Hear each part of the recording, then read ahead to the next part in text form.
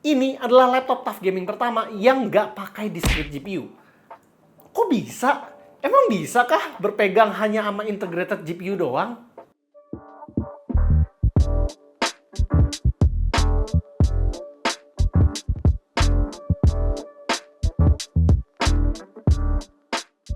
TUF Gaming yang tahun ini nggak berbeda sama sekali di chassis ketimbang yang tahun lalunya. Bodinya masih tipis dan overall badannya itu enteng. Bahannya terbuat dari gabungan antara polikarbonat dan CNC aluminium yang solid dan bersertifikat US military grade. Kalaupun ada apa-apa, Asus juga udah garansiin laptop ini selama 2 tahun dan ada accidental damage protectionnya juga. Hinge-nya seperti biasa masih ringan banget buat dibuka pakai satu tangan dan kita juga nggak melihat adanya perubahan di layarnya. Masih menggunakan panel IPS 14 inch QHD 165Hz yang punya color gamut 100% sRGB yang basic. Ketimbang upgrade bodinya, TUF Gaming ini benar-benar menggunakan chassis yang sama, termasuk di keyboard dan touchpad-nya. Nah, buat keyboardnya ini, yang gue suka dia itu ada tombol volume dedicated di bagian atas. Dan sekalipun di bagian konektivitas ini masih sama semua, dimana di sebelah kanan itu ada micro SD card reader, 2 USB 3.2 Gen 2 dimana satunya Type-C dan satu lagi Type-A. Sementara di sebelah kiri ada charging port, full HDMI port, USB 4, USB 3.2 Gen 2 lagi, dan audio combo jack. Yang membedakan TUF Gaming ini dengan seri sebelumnya itu ada di spesifikasi. Jadi TUF Gaming A14 tahun ini menggunakan CPU Ryzen AI Max Plus 392 dengan IGP Radeon 8060S. Ini adalah versi light dari Ryzen AI Max Plus series di mana perbedaannya adalah sekitar 4 core dari Ryzen AI Max Plus 395 dan ada NPU-nya juga yaitu AMD XDNA 2 NPU up to 50 TOPS. Dan karena ini memakai IGP berarti memorinya kan akan shared ya. Itu juga mengapa laptopnya itu butuh sampai 32 GB RAM.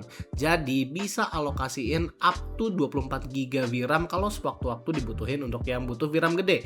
Misal untuk local AI inference. Cuma ya komprominya karena bodi dari laptop ini cukup tipis, jadinya laptop ini nggak pakai SODIMM atau yang upgradable tapi pakainya itu LPDDR5X. Nah beda cerita dengan storage-nya, dia itu udah ada satu berkapasitas 1 TB PCIe Gen 4X4, tapi ada satu lagi additional M.2 yang masih bisa kita isi. Lalu kalau kita ngomong performa, buat sebuah TUF Gaming yang nggak pakai discrete GPU, kita nggak bisa ngeremehin performance-nya dia. Pertama, kita lihat performa CPU-nya di sini udah ngalahin beberapa prosesor gaming laptop yang harganya di 20 jutaan ke atas. Dan jadi yang paling atas dari CPU kubu merah. Nah tapi kalau kita melihat dari skor 3D Mark Firestrike, skor dari IGP-nya ini sebenarnya di bawah RTX 5060 sedikit dan tentunya itu lebih kencang daripada RTX 5050. Dan ini adalah sebuah IGP loh. Saat kita tes game, Cyberpunk itu bisa dapetin sampai 102 FPS dengan FSR. Forza Horizon 6 bisa 55 FPS di preset Extreme Native. Sementara High itu bisa dapat 77 FPS. Wuthering Waves dapat 54 FPS dan Pragmata bisa dapat sampai 94 FPS. Overall gaming di sini pakai resolusi QHD juga PW, namun FSR 4 masih belum available di 8060S. Jadi masih memakai FSR 3. Selain dari gaming, penggunaan yang paling make sense juga menurut kita untuk sebuah laptop ini adalah creator. Di Adobe Premiere Pro saat scrubbing tanpa nyolok pun kita masih bisa ngelihat footage 4K dengan cukup mulus. Dan render time-nya juga masih termasuk singkat.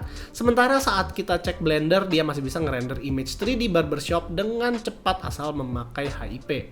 Buat pendinginan, laptop ini memakai 2 fan dan 2 heat pipe. Namun CPU-nya memang lumayan hangat nih. Di sini mentok di 90 derajat Celcius dan begitu pun dengan iGPU-nya. Karena ini masih satu kesatuan. Sementara untuk power, dia itu dicun di 95 watt. Tapi aktualnya itu ada di 115 watt mentok dan stabilnya bisa di 85 watt. Itulah mengapa laptop ini masih memakai adapter kotak yang bisa sampai 200 watt. Dan kalau ditanya dari suhu surface-nya, dia itu beragam dari 40 sampai 43 derajat Celcius.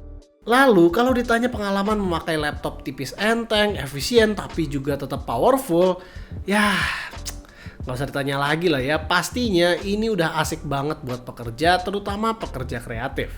Kita sih ngedit video di laptop ini bahkan nggak nyolok itu masih bisa asalkan nggak pakai efek yang terlalu banyak.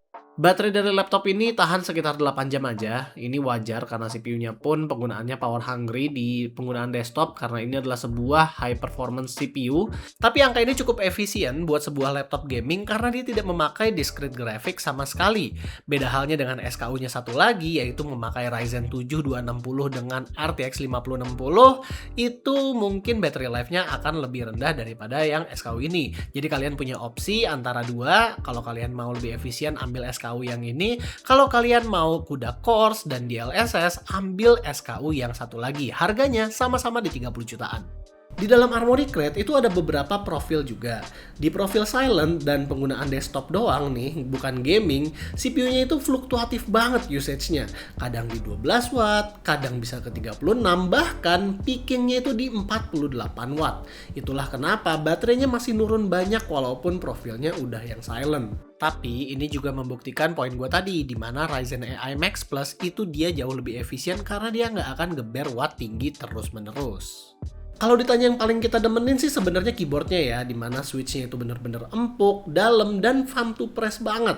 Ini adalah salah satu keyboard laptop terempuk selain dari ROG. Speakernya juga bagus, buat sebuah tough gaming ini udah sekelas dengan Zephyrus G14, dan laptop ini juga udah support dengan Wi-Fi 6E dan Bluetooth 5.3, dimana cardnya sekarang ditaruh di dekat baterai dan harusnya sudah tidak DC-DC lagi. Lalu yang terakhir, tough gaming ini juga punya Omni Virtual Assistant, dimana ini adalah sebuah lokal AI bawaan laptop Asus yang bisa ekstrak informasi di dokumen kita, bahkan bisa bikin ringkasan meeting yang sebelumnya udah direcord pakai speech to text. Semuanya bisa diakses offline berkat si AMD Ryzen AI Max Plus 392. Jadi untuk urusan produktivitas ringan harian udah nggak perlu worry. Dan soal garansi, kalian udah nggak perlu khawatir lagi karena TUF Gaming A14 udah dapat 2 tahun international warranty dan 2 tahun Asus VIP Perfect Warranty yang bisa nge-cover kerusakan karena kelalaian pengguna. Jadi untuk sebuah laptop gaming tipis dan enteng, sebenarnya TUF Gaming A14 2026 ini udah sangat ideal buat dipakai gaming dan produktivitas sehari-hari. Bobotnya itu cuma 1,4 kg, performanya udah kayak pakai discrete graphic, layarnya akurat, dan build quality-nya itu lumayan oke. Garansinya pun itu sampai 2 tahun dan ada ADP juga. Tapi yang bikin dilema adalah karena harga komponen sekarang lagi naik-naiknya, jadi ya harga dari TUF Gaming A14 2026 ini bisa sampai 30 jutaan saat launch price. Yang memang hal tersebut disebabkan harga komponen yang lagi pada naik, makanya harga TUF Gaming A14-nya juga ikutan naik. Tapi kalau secara performa, dia tuh nggak terlalu kalah kok sama laptop gaming yang pakai discrete graphic. Jadi untuk masa depan, ya ini udah future proof banget lah. Buat kalian sendiri, sebenarnya laptop gaming tipis enteng yang ideal itu seperti apa sih?